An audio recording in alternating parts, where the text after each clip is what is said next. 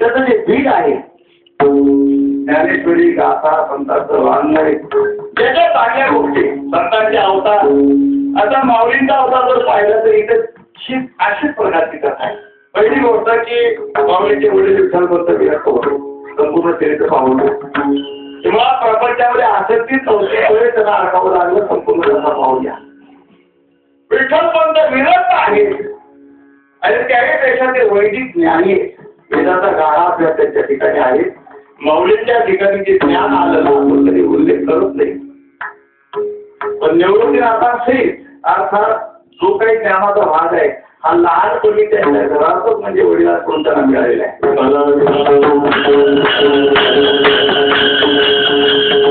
आणि म्हणून वैदिक आहेत, पंडित आहेत, विरक्त आहेत, तपस्वी आहेत आणि एवढे तपस्वी विरक्त आहेत की प्रपंच असून सुद्धा नागरी पत्नीचा त्याग करून त्याचा अर्थ त्यांची विरक्ती आपल्या लक्षात येईल.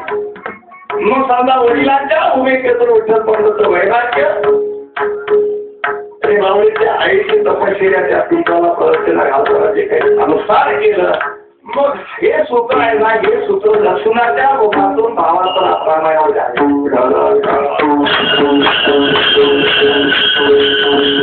चांगलं मूळ जन्माला यावा तर त्याच्यासाठी माता याचे पतिव्रता पिता याच्या सुतीर्भूत ज्याचे वडील सुशीर्भूत आहेत ज्याची आई पतिव्रता आहे अशा वडिलांपासून जे आपण ते जन्माला आहे ते कोणतंच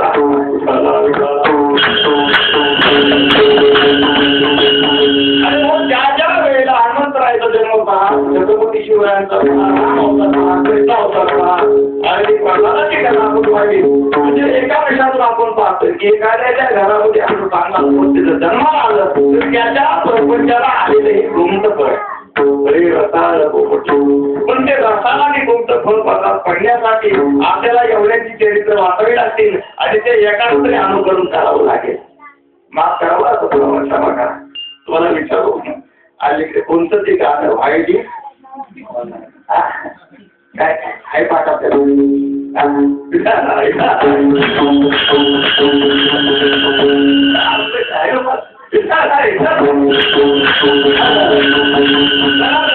नुकतीच त्यांची लग्न झालेली त्यांना अपत्य व्हावी असेल अपेक्षा असेल आणि कोणावरही गाडी म्हणत असतील तर त्यांच्या पोटी काय हनुमान जन्माला येईल.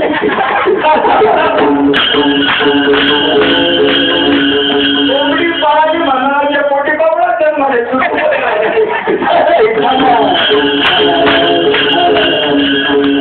ते पेणावर ते उगवतो लक्षात घ्या होता. जे काळावकाशी प्रवाह केले कर्म झाले ती भोग आले. केवळ प्रपंचापुरता विचार नाही आपण आपल्या जीवनामध्ये जो फिरतो ना विचार आपण जर प्रेम दिला तर प्रेम उगवणार आहे. आपण देश फिरला देश उगवणार. आपण वैर फिरला वैर उगवणार.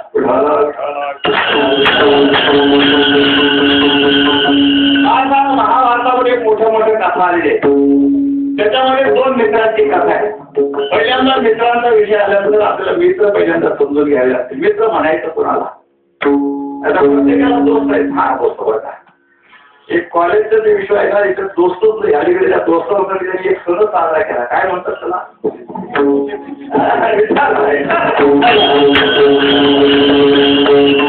फ्रेंडशिप डे आणि अजून काय व्हॅलेंटाईन डे असं काय काय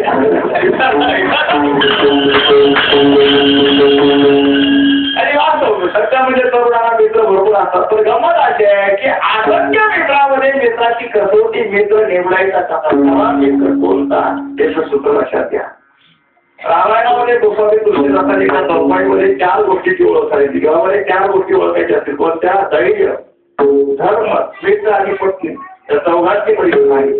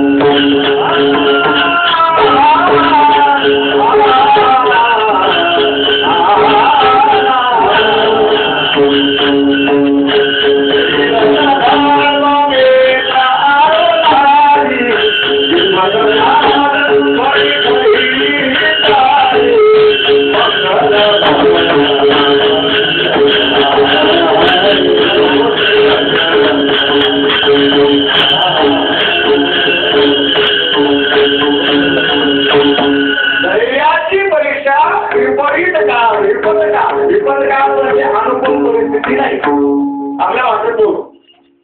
आता आपल्या गावात कोण जाता गेली मध्ये किंमत आहे. आपले गली मी कुत्रा विषय होत आहे तो सांगतो मी कुत्रा नाही मी भाग कारण तो त्याच्या घरात असतो ना.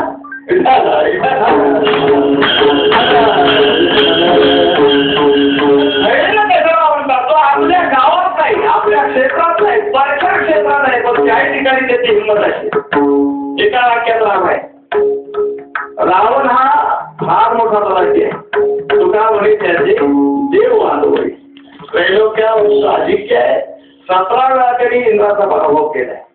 मग 17 वेळा ज्याने इंद्राचा पराभव केला त्या रावणाचा पराभव वानर सैन्याने केला पुरुषाचा आहे पण पुरुषाचा मोठा का रावणाचा पराभव त्याच्या घरात जाऊ केला हे विशेष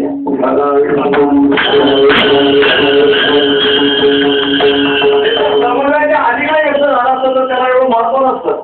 राम रावणाचं युद्ध राम रावणाचा युद्ध कारण रावणाला त्याच्या घरात समुद्र उल्लंघन करून त्याच्या गावात जाऊन त्याच्या समोर म्हणजे त्या तिथं पराभव केले. अरे हो याला पुरुषार्थ म्हणतो याला हिंमत म्हणतो.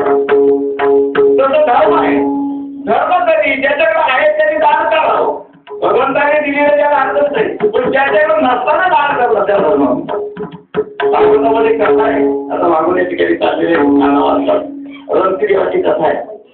ती रणतीदेवाची कथा आहे की अनेक दिवस कुटुंब उपाशी आहे आणि अनेक दिवसाचा उपाशी कुटुंब असताना कुठेतरी मूळभर धान्य मिळालं आणि त्या मूळभर धान्याची म्हणजे पेट केली होती. काय अन्न पदार्थ एखादं कुटुंब चार मानतात नाही नवरा बायको मुलगाची सून आणि चौघाने ते पात्रात वाढून देतो बसणार एवढ्यामध्ये अतिथी आला. विनमुख गेली अतिथी ने सुखसारखी संपत्ती. मग मालकाने आपला वाटा दिला पण तो काय तृप्त होईना. मालकीने आपला वाटा दिला तरी तृप्त होईना. मुलाने दिला तरी तृप्त होईना तो. मग आता मला सांग ही एका कुटुंबात एका रस्त्यावर नातीची आहे सून काय आपल्या याची आहे का ते म्हणे तुम्हाला मारायचं तर मला मी का करू.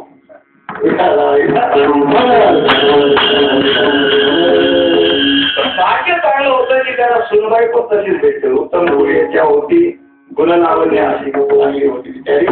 तिनेही आपला वाटा दिला. अनेक दिवसाने धापवर मिळावं तर ते आपल्या ताटावर वाढलेलं होतं दुसऱ्याला दिलं याला क्रम म्हणतात.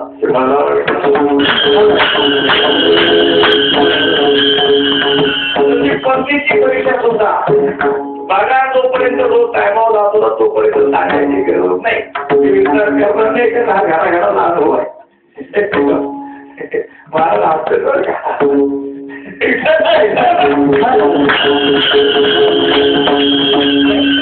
सात्यावर नाही गेला घरी का आपल्याला माहिती जोपर्यंत अपेक्षा सांगितले तोपर्यंत घरी स्वागत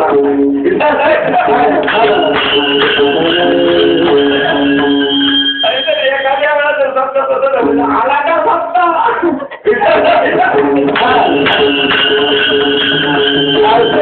अरे म्हणून पत्नीची परीक्षा सुद्धा ज्यावेळा आपण प्रतिकूल परिस्थितीमध्ये अडचणीत असतो गरिबीत असतो त्यावेळा होत असते तसे मित्रांची परीक्षा जोपर्यंत आपल्या बरोबर आपले साहित्य सामग्री आपला ऐश्वर्य आपली संपत्ती आहे तोपर्यंत मित्रांना तोटा नाही.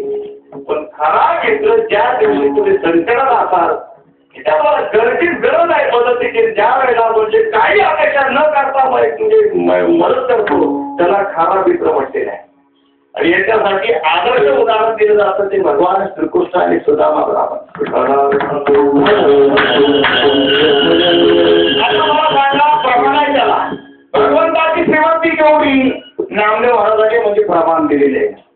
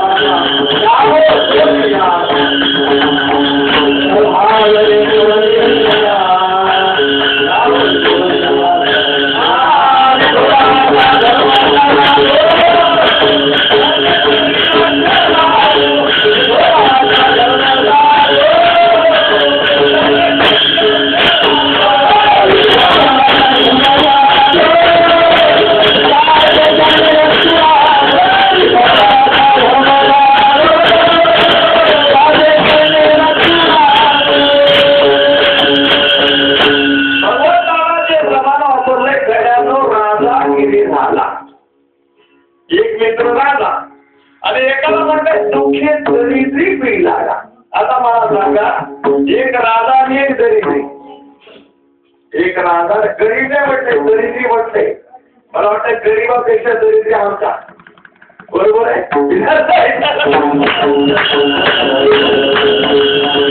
मग मित्रत्वाचं नातं आहे, पण या नात्यामध्ये दरिद्री जरी असला तरी मित्र राजाचा आहे. कथा तरी सांगा सगळ्यांना भाऊ, कथा सांगून तुमच्या वेळी येत आहे. अरे म्हणून मित्रत्वाचं नातं पाहिलं तर मित्र असा असावा.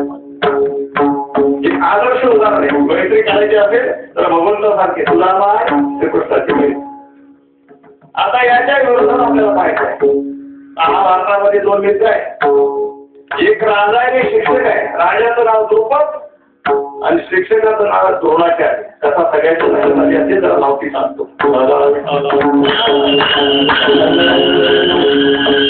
लहानपणीचे मित्र आहेत. शिक्षण वगैरे त्यांचं बरोबर झालेलं आहे. आणि मग एकाने नोकरी शिक्षकाची पद्धतीने राजा होता, घातला होता. द्रुपद राजा झाला आणि द्रोणाचार्य शिक्षक झाले. पण त्या काळामध्ये शिक्षक लोकांना पगार नव्हता, तर सरकारी पेन्शन वगैरे काही नव्हतं. त्या काळात शिक्षक होता. अरे म्हणून द्रोणाचार्याच्या घरी एवढी गरिबी आहे की त्या गरिबीमध्ये वर्णन केलेलं आहे की त्याच्या मुलाला दूध प्यायला सुद्धा एखादी गाई आहे. मग पिठाचं दूध करून त्या मुलीने वाढावं अशी ती कथा आहे. काय वाटतं त्याला की आपल्या मुलावर येणार आपल्याला नाही, पण मुलाच्या दुधासाठी एखादी गाय जरी मिळाली तरी पुष्कळ आहे. माझा मित्र राजा आहे. आणि म्हणून त्या राजाकडे म्हणजे मित्रत्वाच्या नात्याने म्हणजे द्रोणाचार्य गेले. कथा मोठी आहे. आता मित्र होता ठीक आहे, आणि मनात आलं तर राजाला एक गाय घ्यायला काय लागतो. मनात आणलं तर राजाला एखादी गाय मित्राला द्यायला काय अडचण आहे का. पण संपत्ती ज्याला म्हणतो, सत्ता आणि संपत्ती याचं वर्णन भागवता बरेल. तो माताला करोडमध्ये पण तो मध तात्का उतरेला, पण धनवत आती दारून गेल्याने प्राण उतरेला.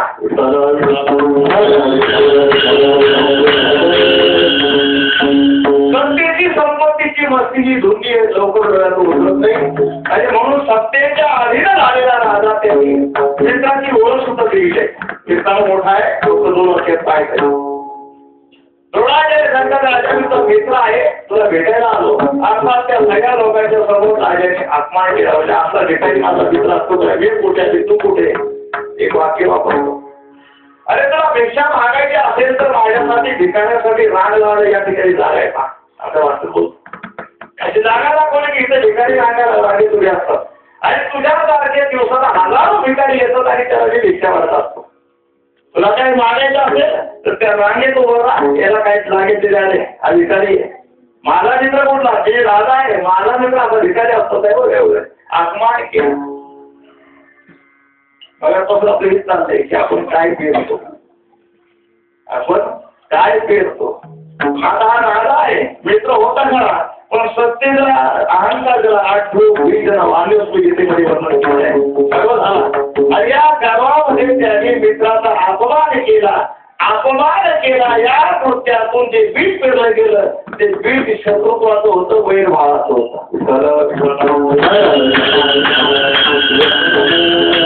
राजाने द्रोणाचार्यांचा अपमान केला आणि एकदा माणसाच्या वर्मीचं समजा एक प्रमाणे उभं करायचं. मग नाही त्याची सत्ता केली मागुला भंग याचा नाही काशाने सांगितला. एका चित्तामध्ये म्हणजे समजा प्रेम सुभंग गेलं तर त्याला पुन्हा कशानेही जोडता येत नाही. म्हणून शक्यतो मन दुखावे एवढं वैर करू नये.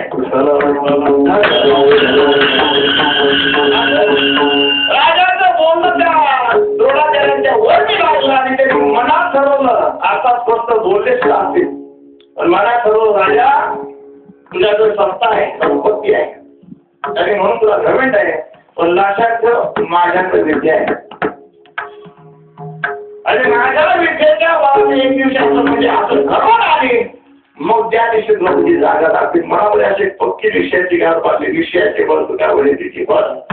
आणि द्रोणाचार्यांनी एक असा शिष्य घडवलं ठरवलं की ज्या शिष्याच्या हातून म्हणजे राजाचा पराभव व्हावा. आणि अर्जुनाला घडवलं. अर्जुनाची विद्या पूर्ण झाली. अर्जुनाने सांगितलं, गुरुदेव तुमच्या कृपेने मी पास झालो, मला काय गुरुदक्षिणा द्यायची, काय देऊ. म्हणजे गुरुदक्षिणा हवी म्हणून तर शिकवलं तुला. आता गुरुदक्षिणा पाहिजे म्हणून शिकवलं. ते काय पाहिजे एकच करायचं म्हणजे द्रुपदाच्या राज्याची स्वारी करायची, त्याचा पराभव करायचा आणि त्याला बांधून माझ्यासमोर आणायचं, बाकी तशी पाहून घे.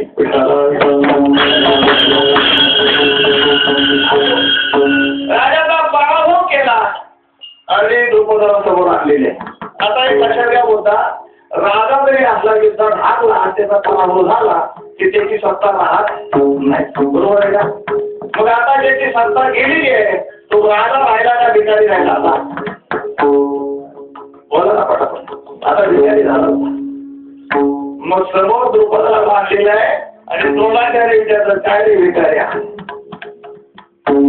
एक जण असं होतं की मला भिकारी म्हटलं होतं, आज भिकारी कोण आहे? आज तुझी सत्ता संपत्ती राज्य तुझ्याकडे आहे म्हणून तू भिकारी आहे. त्यावेळेस तुम्हाला ओळख दिली नव्हती, पण मी एवढा गरीबान नाही वेळ होतो तुम्हाला भेटलाय. आणि म्हणून मित्राच्या आपल्याला जागोन मी तुला तुझं अर्ध नाट्य परत देतो. जिंकलेलं नाट्य अर्ध त्याला परत केलं, अर्ध जप्त केला. काही थोडस विटंबना करतो, अर्धे केस काढले, स्वाधान्य अशी पद्धत होती. जशी विटंबना केली, लक्षात घ्यावं बरोबर की मी काय करू शकतो. आणि म्हणून राजाने द्रुपद राजाचा अपमान केला द्रोणाचार्याने आणि अर्ध नाट्य परत दिलं. जी हृदय ते हृदय घातली त्यांनी केशवंतर केला, तर यांनी सुद्धा त्याचा प्रतित्व तसं दिलेलं आहे. आता ही मालिका काय, हे बीज तयार झालं बरं का, हे गोमट नाही बीज, हे शुद्ध पण नाही. पण जे पेरवतं आपला सिद्धांत काय पाहायचंय, जे पेराल चांगलं पेराल तर चांगलं उगवते, वाईट पेराल तर वाईट उगवते. द्रोणाचार्याचा अपमान द्रुपदाने केला, द्रुपद राजाचा अपमान द्रोणाचार्याने केला. आता द्रोणाचार्याने काय ठरवलं, त्यांनी एक यज्ञ केलं आणि त्या यज्ञातून एक बोलला असा मागितला की तो द्रोणाचार्यांचा आपल्या भाषेत बदल करेल की द्रोणाचार्य जो मारेल. आणि द्रोणाचार्याला मारणारा मुलगा तयार केला आणि त्याच्याबरोबर एक मुलगी सुद्धा मागून घेतली. कशाला? कारण द्रुपदाच्या राजाला ठाऊक आहे की अर्जुनासारखा शिष्य द्रोणाचार्यांचा आहे आणि अर्जुनाला जिंकणारा योद्धा तयार होण्यासाठी काही काळ झाला नाही. कारण जिने संग्रामो आणि जिंकला भगवान शंकरांशी सुद्धा युद्ध करणारा अर्जुन जोपर्यंत त्याच्या द्रोणाचार्यांच्या हातात शिष्य म्हणून आहे तोपर्यंत आपली काही झाला शिजणार नाही. मग त्याच्यासाठी मुलगी तयार करून घेतली की पहिल्यांदा द्रोणाचार्यांचं जे भांडवल आहे त्याला जावे करून घेऊ. जावे काही सांगायची याला राजकारण म्हणतात. आणि मग द्रौपदीला निर्माण करून घेतले. आता धावती मालिका पाहतो, ठीक आहे. तुम्ही दुष्टदुर्म तयार केला, द्रौपदी तयार केली, द्रौपदीच्या वाटेमधून अर्जुनावर प्रयोग करून घेतला आणि दुष्टदुर्मचा वापर करून द्रोणाचार्याचा खून केला. द्रोणाचार्यांना दुष्टदुर्गाने मारले म्हणून द्रुपदाला आणि दुष्टदुर्गाला मारण्यासाठी अश्वत्थाम्याने प्रयत्न केला, बरोबर आहे. आणि अश्वत्थाम्याने हे सुरबुद्धीने पुढे एवढं घोर प्रायोजिक अपराध केलेला आहे की त्याने गर्भावरती आणि झोपलेल्या मुलांवरती सुद्धा अक्षर चालवलं आणि शेवटी तो अधोगतीला गेला, पिशाचोरीला गेलेला आहे. मला सांगायचा मुद्दा असा आहे की मालिका एकाने दुसऱ्याला दुसऱ्याने तिसऱ्याने चौथ्याला वाईट जी मालिका आहे ना ती पाहायला आपल्याला कळते की ते पेराल ते सुरू होते.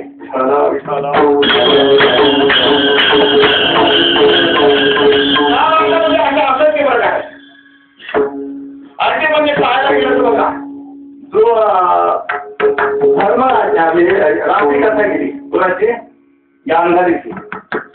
गांधारी पतिव्रता होती संशयने. गांधारी पतिव्रता होती कारण नवऱ्याला दिसत नव्हत्या, डोळ्यावरती पट्टी मारली. लक्षात या, स्त्रियांना केवळ पत्नीची भूमिका नाही त्यांच्या भूमिका बऱ्याच असतात. तिने पत्नीची भूमिका चांगली बनवली पण आईच्या भूमिकेत ती नापास झाली. एक तर बाप आणला आहे ना, बापाचे गेले ते गेले, हिचे तर उडी ठेवायची का नाही की आपली काळजी काय करतात ते बघायला.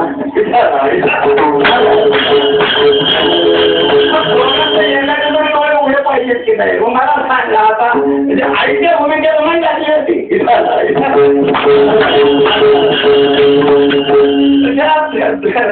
म्हणजे दुसरं आठवची कथा अशीच आहे. दुसरं आठवडा फक्त आली होती असल्यामुळे हातून घेतली आणि ते मिळवण्यासाठी त्यांनी लहानपणापासून पांडवांच्या पाठीमागे कौरवाने जे जे केलेला त्याच्यामध्ये सूक्त रूपाने सूत्र आहे.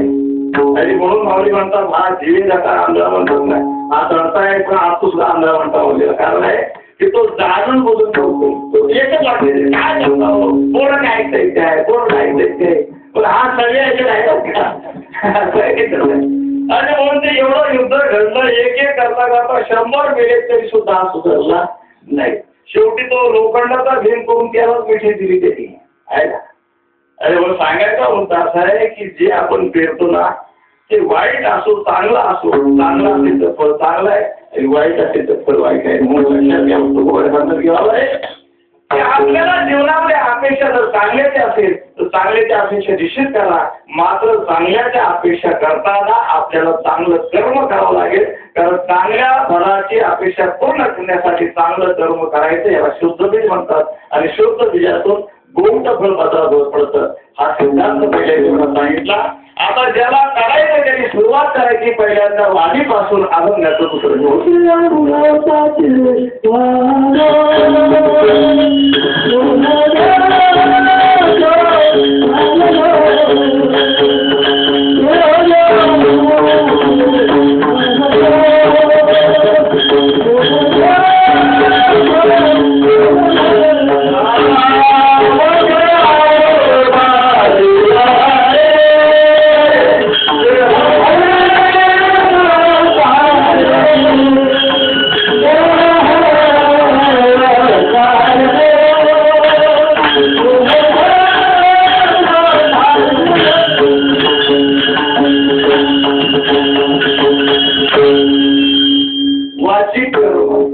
आपलं चिंतन झालेलं आहे. कर्म हे बीज आहे, कर्म हे बीज आहे. आणि कर्माच्या माध्यमातून जे प्राप्त होतं त्याला वास्तविक पाहिलं हा देह सुद्धा एक फळ आहे. आगार कर्मही देव होणारे तरी सुखदुःखी फळावे आणि तया ते भोगावया यावे ते हा एका त्यांचं मागच्या जन्माचं कर्म चांगलं चांगला देव नाही. आणि त्याच्यामध्ये सुद्धा जसं बाबूंनी वर्णन केले सागात्यामध्ये सूचिनाम श्रीमंताम हे योग भ्रष्ट बीज आहे. ते योग भ्रष्ट आहे ज्याच्या अगोदरच्या जन्मात साधना म्हणजे तो पुन्हा जन्माला जरी आला तर तो भगवानच्या जन्मामध्ये उत्तम चिंतने तो एक पावेल उत्तम भोगी झाली. आणि म्हणून आपल्या कर्माच्या गतीनुसार कर्म करताना आपल्याचे माणसं जसं असेल ते स्वीकार या जन्मात जे मिळाले स्वीकारावं लागेल. पण समजा या जन्मात जरी काही उणीव असतील तर निदान पुढचं तरी मागे केले पाहू नका. पुढे जावेला हे होता परिवर्तन आपल्या शास्त्राला मान्य मोठा दुराचारी शास्त्र होऊ शकतो. याच्यासाठी स्वतंत्र कथा आहे. आणि म्हणून आपल्याला आजच तुकोबा सांगतात जाऊ द्या भावाने जाऊ राहिले थांबा मागचं केलं ते जाऊ द्या. पण याच्या पुढे जर तुम्हाला चांगलं हवं असेल ना तर अजून सुद्धा संधी आहे. सुरुवात करा वाणीपासून. मुखी अमृताची वाणी. आता वाणीचा विचार केला तर मला त्या कीर्तनामध्ये विषय केलेला हा भगवंताने वाणी फक्त माणसाला दिली आहे. बाकीच्या प्राण्याला शक्ती दिली. काही प्राण्यांची शक्ती आपल्यापेक्षा निश्चित मोठी आहे. गेंडा असेल, हत्ती असेल, घोडा असेल, ताकद मोठी आहे. काहीची शक्ती मोठी आहे, काहीचं ज्ञान मोठं आहे. सांगितलं त्या कीर्तनामध्ये विषय झाला की काही प्राणींना वासावर कुत्रे वासावर पोलीस खात्याला जे जमत नाही ते काम कुत्रे करतात. एखादा चोर पकडायला कुत्र्यानं पडतं ते वास घेऊन जातात. मी म्हणतो त्याला नाही म्हणा त्याला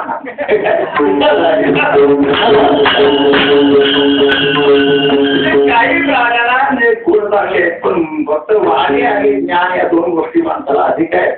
आणि मग वाणीचा जर विचार केला तर आपण वाणीच्या माध्यमातून काय करू शकतो. माझ्याला विस्तार करायला वेळ नाही पण कितीचा एक शब्द वाणीचं सुद्धा तपश्चर्या वाणीचा यज्ञ पण आहे. माऊली ज्ञानोबारांनी ज्ञानेश्वरी तयार केली. त्या ज्ञानेश्वरीला माऊलीची वाणीचा यज्ञ म्हणजे आता विश्वात्मके देवी येणे वाद यज्ञ दोषाले विठाला. आणि म्हणून वाचेचा वापर करताना ही वाचा आपल्याला चांगलं फळ देऊ जाईल. व्यवहारामध्ये सुद्धा तुमच्या जिल्ह्यातले कीर्तन करा. हरिभक्ती परमेश्वर महाराज पाटील ते शतकोटी ग्रंथ रचनाकार. त्याच्या कीर्तनामध्ये अशी काही काव्याचं वाक्य येतात. आणि घाटकोपरला कीर्तन जे सुंदर चिंतन मांडलं की ज्याला यशस्वी म्हणजे वाईट आहे का त्याने काय करायचं ते डोक्यावरती बर्फ बरोबर आहे ना तोंडात साखर आणि अजून एक त्याने वाक्य वापरलं काय पाय गरम पेट नरम पाय गरम असावे आणि पोट नरम जेवताना पोट कडक लागेल एवढं जेवू नये. आणि पाय गरम म्हणजे त्याला ताज्याचा व्यायाम असावा. म्हणजे या दोन गोष्टी केल्या झाल्या तर मग पाय गरम, पोट नरम आणि डोकं म्हणजे थंडा. आणि याच्यानंतर आजार पण आलं तर डॉक्टरला मारा दंडा असं वाटते द्यायचं.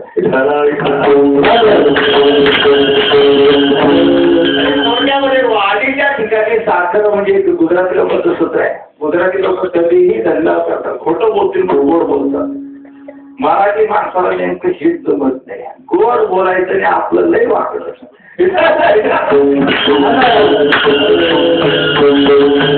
गोड बोलायचं मराठी माणूस कसला हो. माझा मराठी बोलतो ते बरे अमृताचेही पाहिजे एवढी गोड भाषा. आणि एवढी गोड भाषा माऊलीने एवढी सुधार केला, सरकारी वाङ्मय तयार केलं. पण आपण ते वापरतो, आपण मराठीच असली.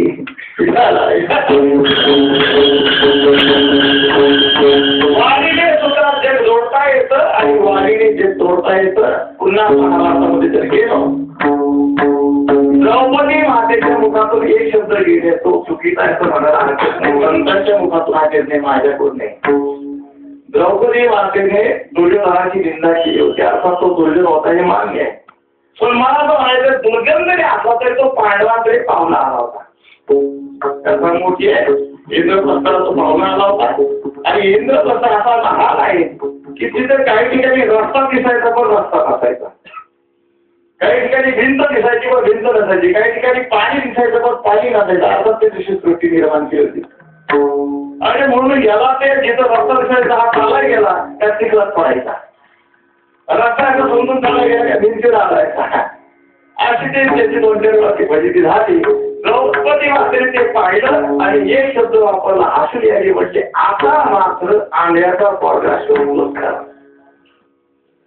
एक शब्द वापरला कशाला होता, हा शब्द त्याच्या जीवाने बसला आणि त्या शब्दाने महाभारत घडवला.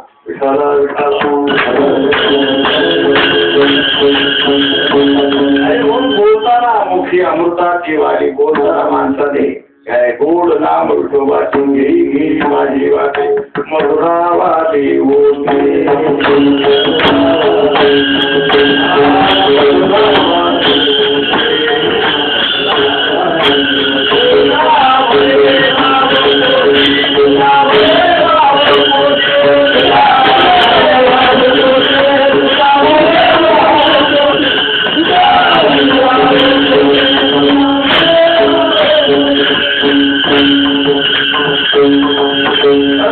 आपल्याला वाणी दिलेले बाबाने वाईट बोलू नका.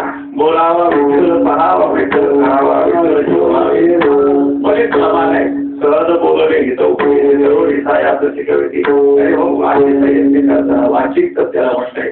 गीतेमध्ये वाचित सांगताना खरं बोला, पण ते खरं सुद्धा प्रिय असलं पाहिजे. आनंद करम वाक्यम सत्यम प्रियम ही क्रमचे या 3 पद वापरली. ते खरं असावं, सत्य असावं, ते सत्य प्रिय असावं आणि ते सत्य प्रिय असून ते हिताचं असावं. अहिताचं असेल तर ते खरं बोलू नका.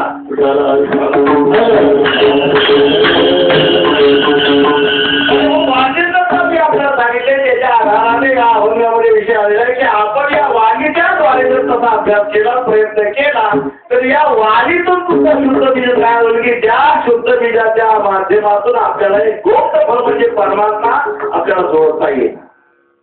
किती मोठं आहे की वाणीच्या माध्यमातून विचार केला तर शब्द वाणी करून भांडवल आहे. शब्द हा बहुसार राशी शब्द हा वाणीशी संबंधित आहे. पण या शब्दाची व्याप्ती केवढी आहे की या शब्दामध्ये परमात्म्याला आपला करता येतो. एवढं मोठं कोणतं पण साध्य करता येईल मात्र ही साधना आपण केली पाहिजे. मधुरा वाणी होते किंवा मोठी अमृताची वाणी.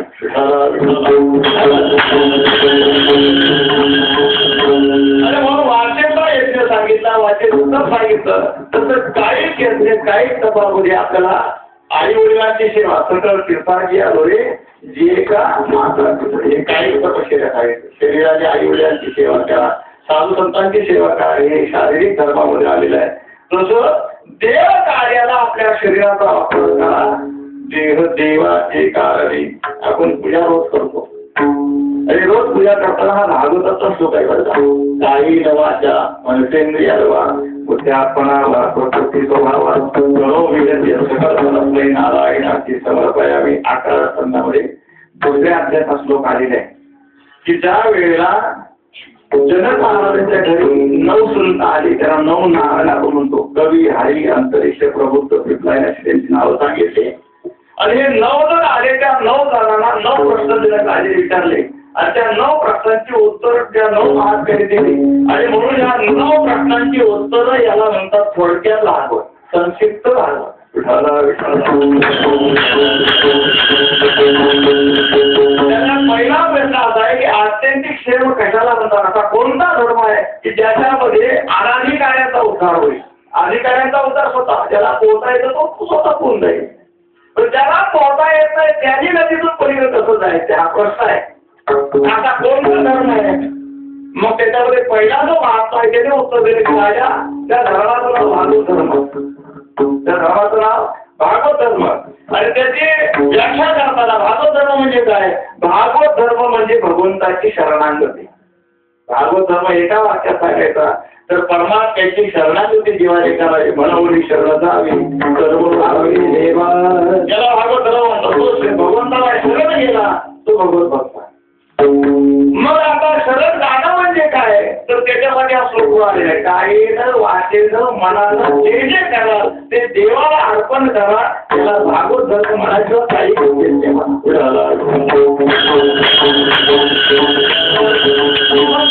देवाचे कारणी. आता देवाच्या कामाला ज्याने देहाचा वापर केला याच्यामध्ये आता अनेकांचं सांगताना एका वाक्यामध्ये वानर हातीला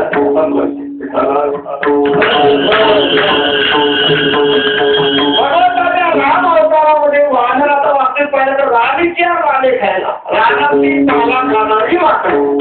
त्यांना काही ज्ञान नाही. आता हनुमंतराकडे सोडले तर बाकी त्यांना ज्ञान होतं असं म्हणता येणार नाही. ठीक आहे आपल्याने असो मग कसे असो, पण त्याने भगवंताच्या कार्यावर मदत केली, शरीराने मदत केली. एक प्रसंग आपण सांगितलं जातो की ज्या वेळेला रामाचं युद्ध झालं आणि त्या युद्धामध्ये युद्ध संपलं, रावणाचा पराभव झाला, रावण नाराज पडला. आणि युद्ध झाल्यानंतर भगवंताने सुग्रीवाला सांगितलं काय माहित होतं की आता हे जे देह पडलेले आहेत देह ते एकत्रित म्हणजे पहिल्यांदा राक्षसाची काही ठिकाणी एकत्रित पडले होते. त्याच्यासाठी सांगितली की भगवंताने पहिल्यांदा त्या राक्षसाची जेवढी मुंडकी येतात तेवढी भूत त्या भूतावळी त्याला म्हणतो ना भूती वेदा वगैरे त्या सगळ्यांना बोलावलं. जे ज्यांचा त्याच्यावरती अधिकार आहे त्याला अजून ते पहिल्यांदा सगळ्या राष्ट्राची मुंडकी ती गायब करून टाकली. म्हणजे हे ठेवू नका.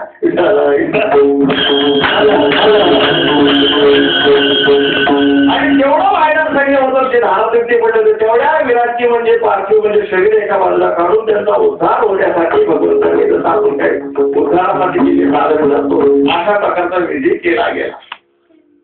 पण विभीषणाला ते खटकला. शेवटी कसं आहे की जरी रावणाची त्यांनी वैरपत करलं होतं पण विभीषणाचं राक्षसांवरती प्रेम होतं कारण त्याच्या शेवटी गावात म्हणजे ते समाजाचे होते. आणि म्हणून त्याला हे कळलं नाही की विचार करतो की देवाने असं का करावं. नाहीतरी देव म्हणतो सोमोहम सर्व होतीशू मी सगळ्यांना सारखा असेल तर मग गीता मेल्यांचा तरी पाहिजे ना. आता जसे राक्षस तसे वाहणार. आता दोघी म्हणजे दारासाठी पडले. मग आता ते राक्षसाची मुलगी गायब केली किंवा तसेच ठेवले आणि ज्यांचे जेवढं याला चांगलं म्हणजे हे कशाला पाहिजे हा वेद का हा विचार विभीषणाच्या मनात आला. आता भगवंताला न सांगता तो मागतोय ते अंतर तरी म्हणून हे कळावं. भगवंताने विभीषणाला बोलावलं सांगितले का ही जी मी कृती केली आहे तर तुला विषमात दिसते पण ही विषमता नाही याच्यात समता आहे. समता अशी आहे राक्षस सैन्य युद्ध करताना मला सन्मुख होता. राक्षस सैन्य युद्ध करताना त्यांचं जे पुढा होतात आपण पुढी त्यांचं जे पाहणं होतं हे मागाकडे होतं. आणि मागावी एकुलाने ते खागे मग येरो का भक्तीने मागे भक्ती का विषय विरागे अथवा वैर देवाची वैरभाव नाही असला आणि माणसाला जरी आपण त्याच्याकडे बोलत असलो तरी वैरेला सुद्धा तो मोक्ष देतो. आणि हो युद्धामध्ये राक्षसाच्या माझ्यामध्ये समोर म्हणजे युद्धात असल्यामुळे मला पाहता पाहताही मी येतात त्याच्यावर त्याला गती चांगली मिळाली. तुझं पाहता विठ्ठला देहभाव हरपला आणि म्हणून मला पाहता पाहता तरी देह ठेवला म्हणून ते मोक्षाचे अधिकारी झाले. आता त्यांची मूर्ती मी का गायब केली कारण ती जर असली ना तर न जाणं एखाद्याला त्याचं पुन्हा एखादा जीवन होईल. तो उद्धार झालेला तो पुन्हा 10वीला गेलेला परत पहिली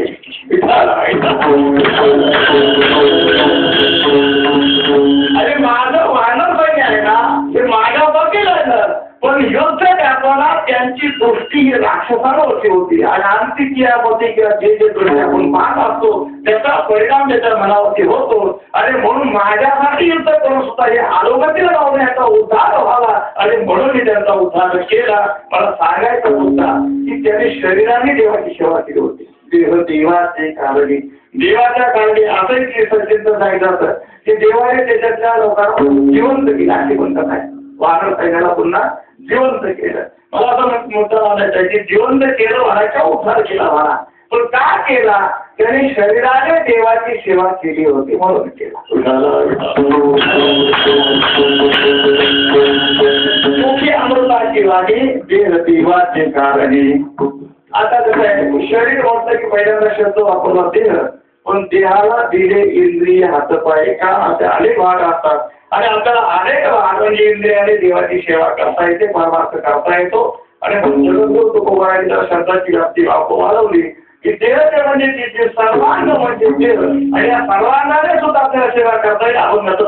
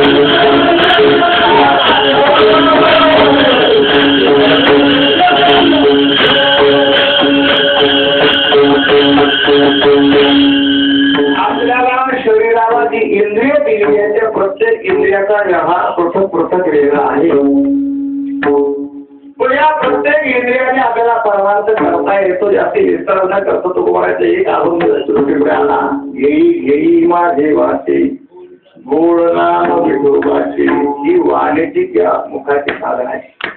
तुम्ही घ्या रे डोळे पहा विठोबाचे मुख तुम्ही ऐका रे कान माझ्या विठोबाचे गुण म्हणा ते भाव नाही विठोबाच्या पायी का म्हणे जीवा बरोबर आहे. किंवा ताला हात पाय ह्याची काम करा माझ्या नमस्कार विठोबाशी. अरे म्हणून आपण ज्या ज्या इंद्रियाने देवाची सेवा करू हे लक्षात ठेवा होता. वारकरी संप्रदायामध्ये संतांनी आपल्याला अनेक प्रकारची साधनं सांगितली. पायीवारीला जास्ती लाभ पायाला होतो.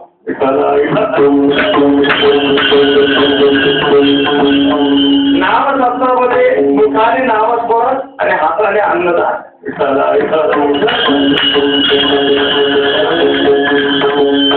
प्रत्येक इंद्रियाच्या माध्यमातून आपल्याला साधना करता येईल अशा तऱ्हेने आपण म्हणजे साधना करता करता सर्वांना निर्भर ज्या ज्या इंद्रियांची सेवा करायला. आता तुमचं भाग्य चांगलं आहे की तुमचे हात पुण्यवान आहेत बरं का. आणि तो एक आहे एक वाक्य परवा वापरलं बरं का. एक चांगला पकवायचा पण खोडकर जे असते त्याच्या मित्राने आता ते नाव विचारू नका नंतर विचार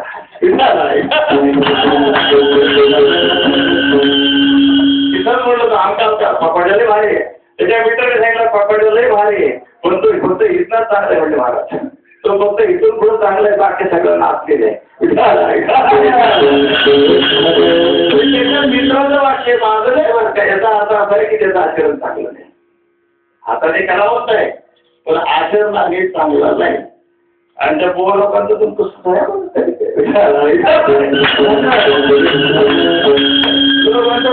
बडबडके जाऊ नका, तो इथं आहे तो बरोबर आहे, पण इथं बाहेर गेला की माणसात नसतो.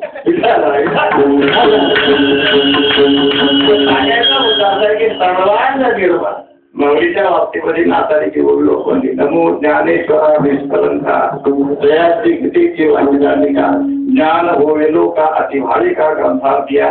तुम्ही म्हणाल माऊली संत होते आणि नाथ बाबा संत होते. अरे भाऊ साधूची दृष्टी विश्वास असते, भाऊ सगळ्या जगाकडे पाहताना त्याला दोष दिसत नाही. अरे म्हणून एका साधूने दुसऱ्या साधूला म्हणजे निश्चितपणा दिला किंवा निर्मळपणा दिला, काय कवळ त्याच्यात चुकीचं आहे बरं का. रात्री प्रमाणावर भारूड पाहिलं की त्या भारुडामध्ये ज्या नाथबाबांनी भगवान शंकराच्या वतीचा बोट ठेवलाय की यांचं सुद्धा चुकलेलं आहे. मानवी शंकरा केला ब्रह्मयाचा मातेला इंद्र चंद्राची दराला लागला गेले. जसं माऊलीने ग्रंथ लिहिला तसा रावणाने सुद्धा ग्रंथ लिहिला होता, वेदावरती ग्रंथ लिहिला होता. पण वेदावरती ग्रंथ रावणा लिहिला होता, त्या वेदाच्या ग्रंथाच्या भाषाला नाताने भावाचा रामायण वापरलाय.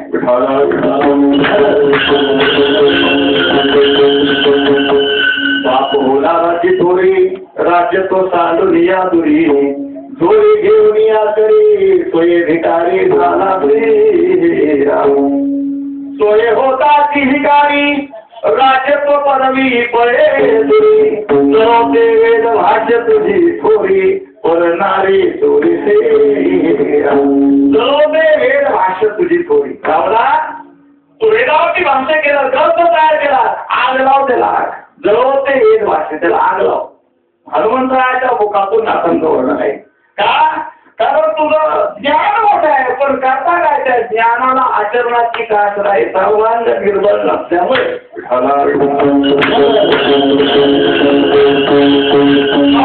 ज्ञानेश्वरीची कास झालाय का सांगितलं, भाव धरून या वाची ज्ञानेश्वरी लोकांची हवी त्यावेळी का सांगितलं, सर्वांग निर्मळ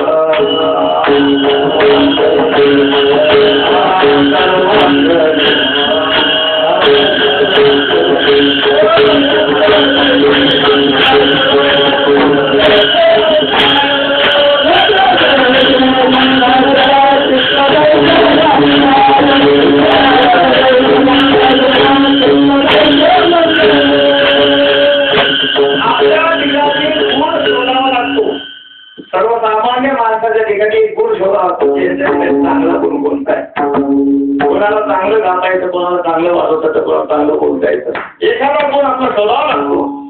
पण संतांच्या ठिकाणी अवगुण शोधावा लागतो. तुका म्हणे तैसा सज्जना पासुरी पाहता अवगुण मिळते. यांचं चुकतंय की याचा अभ्यास केला तर त्यांच्या भाषेत म्हणजे महाराजांचं मत आहे नमो ज्ञानेश्वरा निष्कलंका.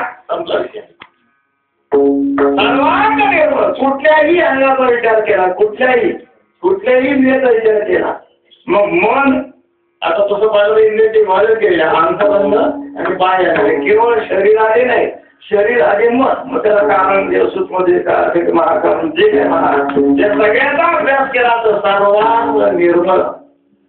मग असा सर्वांगाने निर्मळ झालेला आहे. आणि चित्त जैसे गंगाजल, आता गंगाचा संपूर्ण शरीराचा विचार केला तर चित्ताला फार महत्व दिलं. एकच प्रमाण नाही निर्मळ जीवन काय करील साबण तैसे चित्त शुद्ध नाही तेथे बोध करील काय.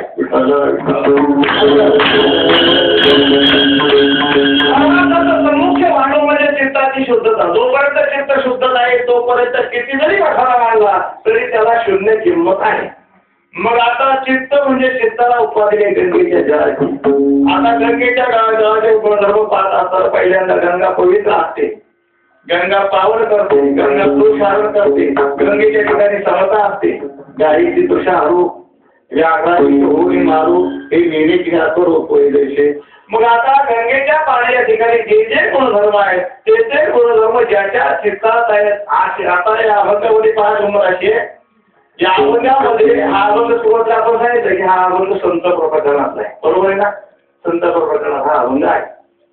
मला असं म्हणायचं अभंगामध्ये संत शब्द आहे का? संपूर्ण अभंग पाहायचा, संत हा शब्द आलेला, हे पद आलेलं नाही.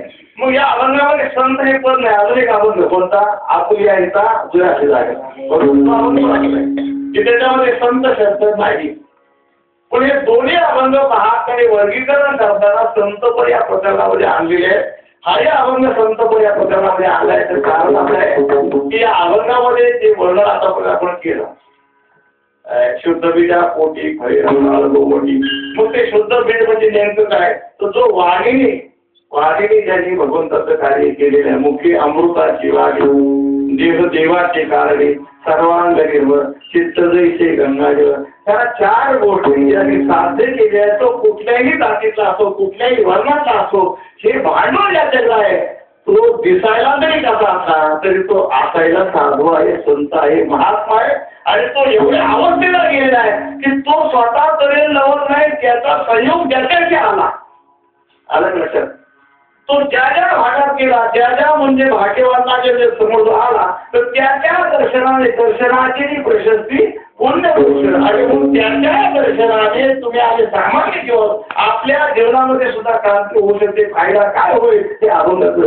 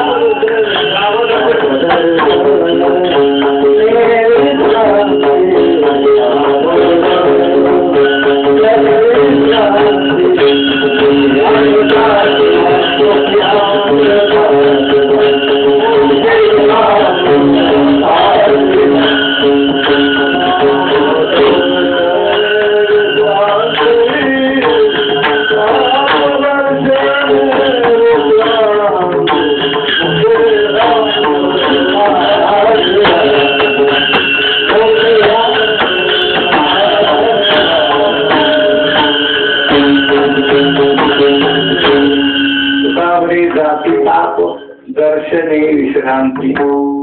आता त्रिविध ताप जे आहेत त्याचा विचार करायला आपल्याला उशीर झालेला आहे.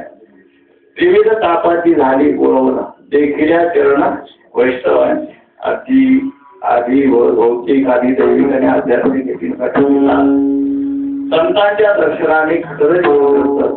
त्याचा फायदा म्हणजे खरं आहे की संतांच्या सानिध्यामध्ये जो लाभ होतो त्या गोष्टीचं नाव आहे ज्ञान.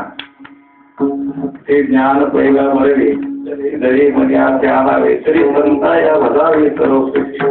आणि जीव याचा ज्ञानी झाला की त्याच्या वस्तीचा लय होऊन थोडक्यामध्ये आधी दैविक आधी भौतिक आणि आध्यात्मिक या तिन्ही गोष्टीच्या पलीकडे जातो. काय होतं? आधी भौतिक म्हणजे शारीरिक दुःख. शारीरिक दुःखाचं वर्णन आपल्याला की रोगाचं भांडार आहे. शरीर जर रोगाचं भांडार आहे, मग त्या रोगाच्या भांडारावर रोग झाला तर आपण दुःख कशाला मानायचं? मला त्याचं स्वरूप रोग आहे, त्याला रोगाचं दुःख कशाला मानायचं? आधी भौतिक म्हणजे पंचमहाभूतापासून म्हणून त्रास आहे. तर आपल्या हातात नाही ना, हा सृष्टीचा नियम आहे. हा सृष्टीचा नियम आहे. तर त्या बदल होत नाही, मग त्याच्यात बदल होत नाही, त्याला डोकं कशाला?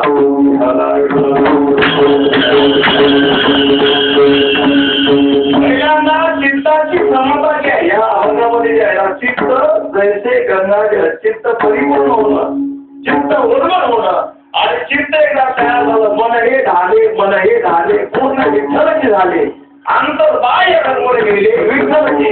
ही अवस्था ज्याची झाली त्याच्या चित्तावरती आधी भौतिक आधी दैविक आध्यात्मिक कुठलाही परिणाम करू शकत नाही.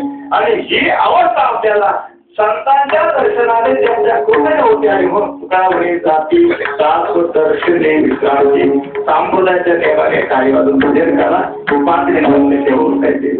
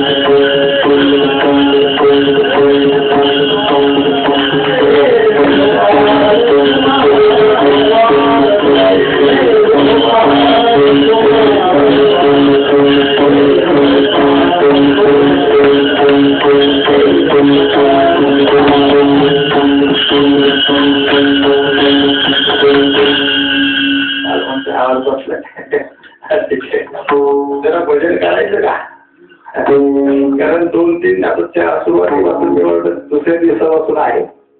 तर ते महाराज लोक म्हणजे सांगतायत पण तुम्ही काही कोणी भजन केलेलं म्हणजे आता पाहतोय आपण साक्षी तरी आवडत नाही. भजन करावं हरी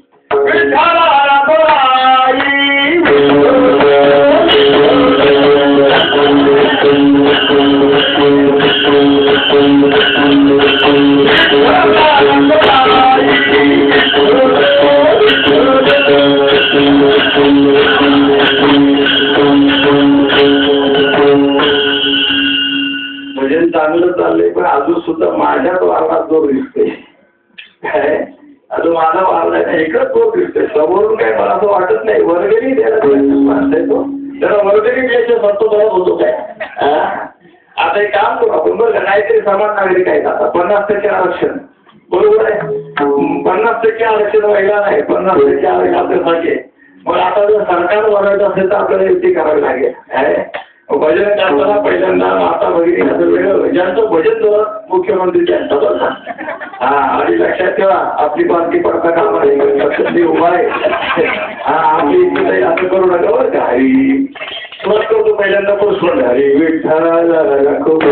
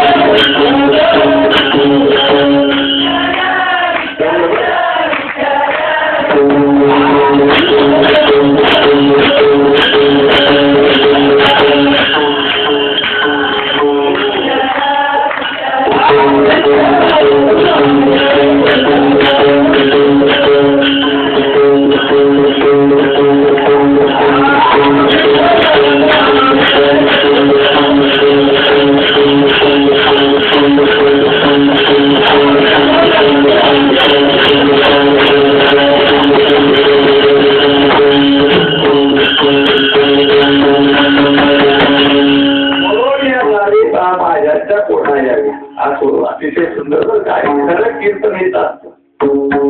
कीर्तनकार जे सांगतो नाही ठीक आहे त्याला कीर्तन म्हणायला हरकत आहे पण सांगताना सांगितलं खरं कीर्तन म्हणजे देवाचं नाम असतं.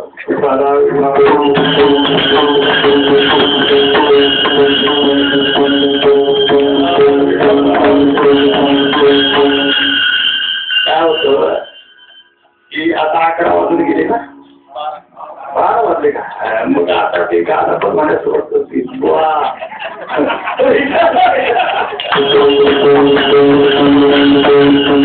कीर्तनाला मला त्याची सुरुवात होतो. कारण कीर्तन हे 11च्या आता मुंबईला 8 ते 10 चालली आहे.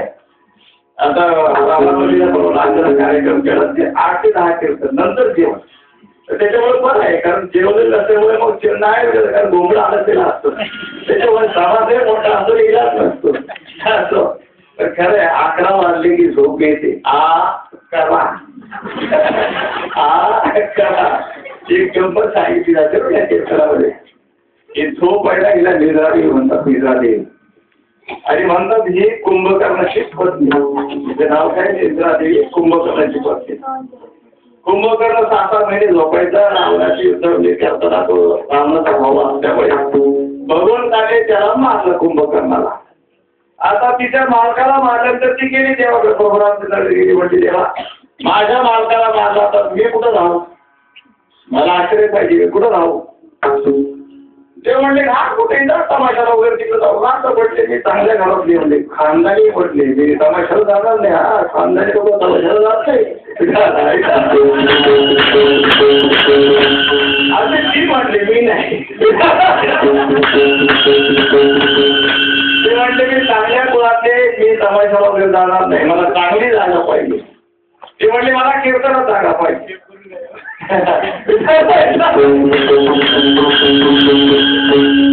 कीर्तनात जागा पाहिजे आता देवाने विचार केला आता ही झोप आहे या कीर्तनाचा आणावी का ना आणावी देवाने युक्ती केली हे काम कर ठीक आहे तुला मी देतो वरदान जिथे कीर्तन असेल तिथं जातो पण गेल्यानंतर डायरेक्ट प्रवेश करू नको पहिल्यांदा मनपाटी बाहेर कुठंतरी उभी राहा आणि जर कोणाला बोलावल्यानंतर झाले तर परवाही दिशा जाऊ नको कीर्तन झालं चालू ना का ते अशी येते आणि मग अशी बाहेर उभी असते अशी साईडला उभी असते